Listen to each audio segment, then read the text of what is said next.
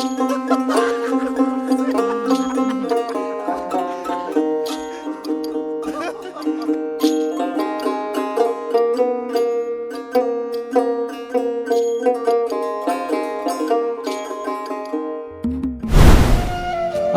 আলাইকুম, আমি আপনাদের সঙ্গে রয়েছি মোহাম্মদ সাইম ইসলাম। আজকে একটি নতুন ব্লগ ভিডিও নিয়ে চলে আসলাম।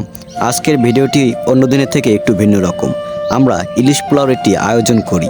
ইলিশ পোলাওর আয়োজনটি ছিল সব ভাই ব্রাদার একত্রিত হয়ে একটু মজা করার জন্য।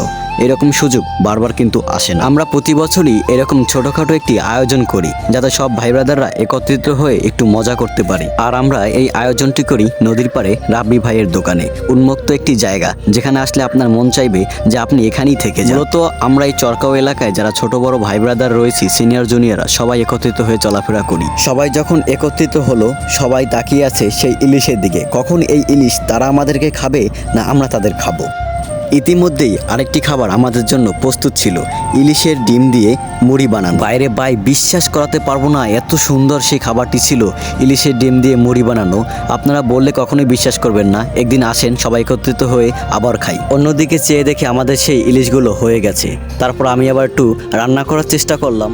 খুবই একটি দুঃখের সংবাদ যে আমাদের চরকাওয়া 420 পেজটি হ্যাক হয়ে গিয়েছে। গত শুক্রবার আমাদের পেজটি হ্যাক হয়ে গিয়েছে। তো দুঃখের সঙ্গে জানাইতেছি যে আপনারা যারা আমাদেরকে এতদিন ভালোবাসা এবং সাপোর্ট দিচ্ছেন, তারা অবশ্যই আমাদেরকে আবারও পুনরায় সেই সাপোর্ট দিবেন। ইনশাল্লাহ আমরা আগের চেয়ে অনেক ভালো কিছু করার চেষ্টা করব। আর আমাদের পেজটি আমরা ফিরিয়ে আনার জন্য খুব চেষ্টা করতেছি। ইনশাল্লাহ খুব তাড়াতাড়ি আমাদের পেজটি আমাদের মাঝে ফেরত আসবে।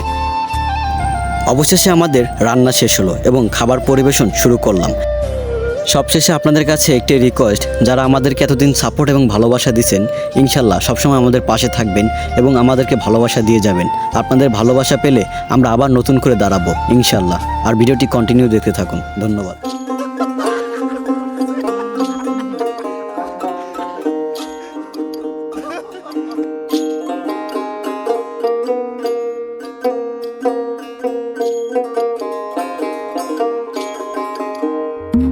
ও 30 টাকা কেজি মাছ বাবু ভেয়ে খাবে গো, জল দিয়ে বেশি করিস না,